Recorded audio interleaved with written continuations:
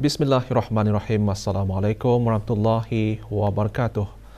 Musabaqah membaca Al-Quran Bangkian Dewasa Peringkat Akhir Kebangsaan tahun 1444 Hijrah 2023 Masihi diteruskan malam tadi di Dewan Plenari Pusat Persidangan Antarabangsa Berakas. Berangkat ke majlis tersebut, Duli Yang Teramat Mulia Paduka Seri Pengiran Muda Abdul Malik, Ibni Kebawah Duli Yang Maha Mulia Paduka Seri Baginda Sultan Haji Hassan Al-Bolkiah Muizzuddin Wad Daulah. 6 lagi peserta memperdengarkan bacaan masing-masing pada malam kedua.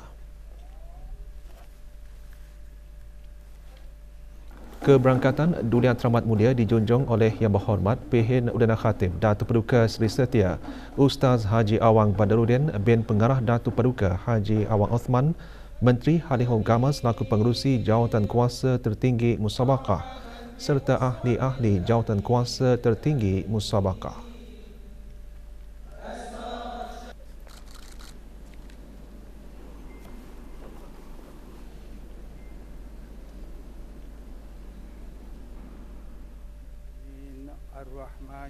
Bacaan surah Al-Fatihah dipimpin oleh Yang Dimuliakan Pehin Orang Kaya Paduka Setia Raja Datuk Paduka Seri Setia Haji Awang Suhaili bin Haji Muhyiddin.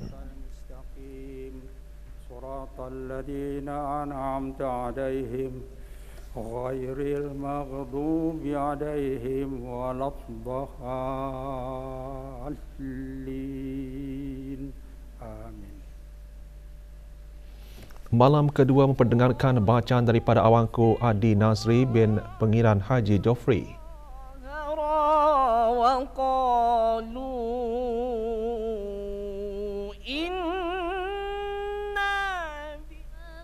Seterusnya Dayangku Nurul Sakinah Adawiyah binti Pengiran Ainul Azhar.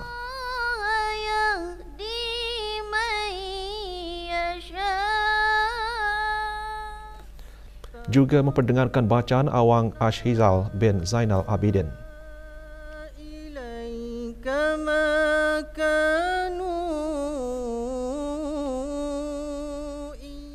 Seterusnya Dayang Hajah Nur Faizah binti Haji Imran.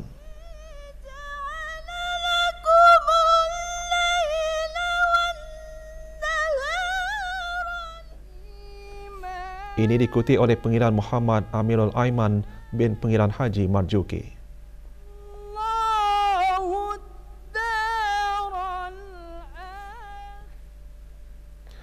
Terakhir Dayangku Fauziah Nadirah binti Pengiran Haji Jofri.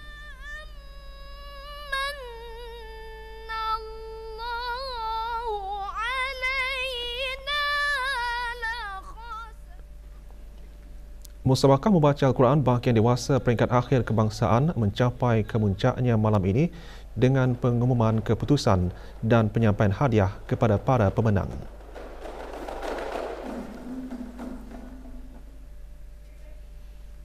...252 jemaah haji negara Brunei Darussalam bagi penerbangan pertama selamat tiba di tanah air Kelmarin. Mengalu-alukan ketibaan jemaah haji Yang Berhormat Pehin Udana Khatib Datuk Paduka Seri Setia Ustaz Haji Awang Badaruddin bin Pengarah Datuk Paduka Haji Awang Othman, Menteri Halih Agama, Yang Berhormat Pehin Datuk Laila Raja Major Jeneral Besar Datuk Paduka Seri Haji Awang Halbi bin Haji Muhammad Yusof, Menteri di Jabatan Perdana Menteri dan Menteri Pertahanan kedua, dan Yang Berhormat Datuk Seri Setia Dr. Awang Haji Muhammad Isham bin Haji Jaafar, Menteri Kesihatan. Juga hadir Pengiran Datuk Seri Paduka Haji Muhammad Tashim bin Pengiran Haji Hassan, Timbalan Menteri Halih Agama dan Tuan Yang Terutama Ahmad bin Abdul Aziz Al-Muhanna, Duta Besar Istimewa dan Mutlak Kerajaan Arab Saudi ke negara Brunei Darussalam. Penerbangan kedua jemaah haji dijadualkan tiba di tanah air pagi ini.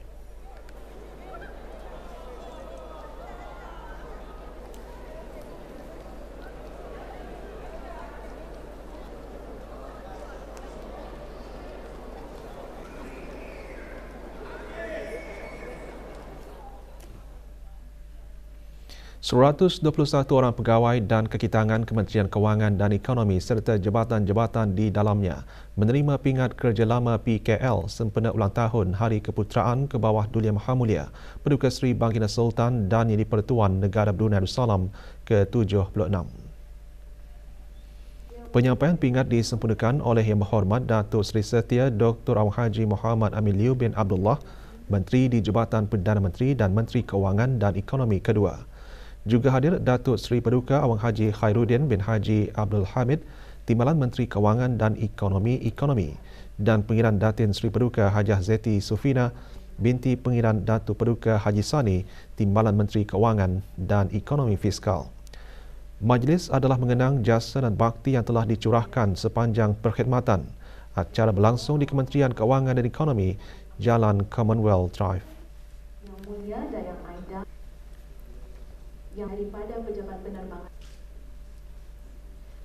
Yang Mulia Awang Haji, Yang Mulia Dayang Lima binti Haji Pungut, Yang Mulia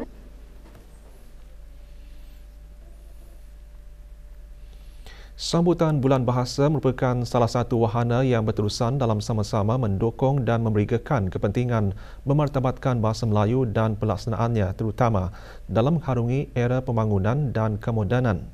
Sambutan Bulan Bahasa yang turut disertai oleh jabatan-jabatan di bawah Kementerian Kebudayaan, Belia dan Sukan merupakan satu inisiatif yang membanggakan. Dalam masa yang sama memperlihatkan kerjasama bersepadu ke arah mendukung pemerkasaan bahasa Melayu. Menteri Kebudayaan, Belia dan Sukan berucap demikian semasa melancarkan sambutan Bulan Bahasa 2023 di The Mall Gadong. Yang Berhormat Datuk Seri Setia Awang Haji Nazmi bin Haji Muhammad juga berkata, sebagai Purih Brunei, kita mestilah menggalas tanggungjawab untuk mempertahankannya sebagai identiti nasional dan tidak membiarkan bahasa Melayu pupus di telan zaman. Saya percaya di masa akan datang, pameran serupa ini juga akan dapat disertai oleh agensi, jabatan atau kementerian lain. Tentunya pemerkasaan bahasa Melayu akan bertambah ampuh lagi yang menunjukkan usaha nasional yang bersepadu.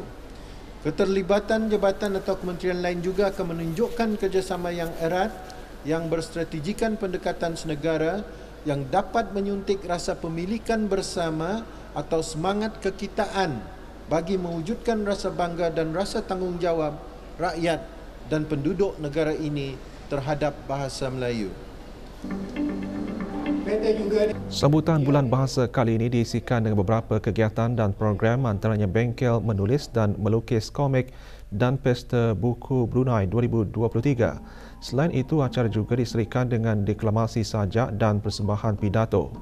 Menteri Kebudayaan, Belia dan Sukan menyempurnakan penyampaian hadiah dan penghargaan kepada para pelajar cemerlang dan para pemenang pertandingan dan peraduan anjuran DBP. Juga diadakan penyampaian Duta Bahasa 2023 kepada Profesor Ampuan Dr. Haji Ibrahim bin Ampuan Haji Tengah. Bulan Bahasa dihasratkan dapat memartabatkan bahasa Melayu sebagai bahasa rasmi negara dan jati diri bangsa. Dan buku-buku terbitan Dewan Bahasa. Dayang Nuraihan, Sains Paduka Seri Begawan Sundrus.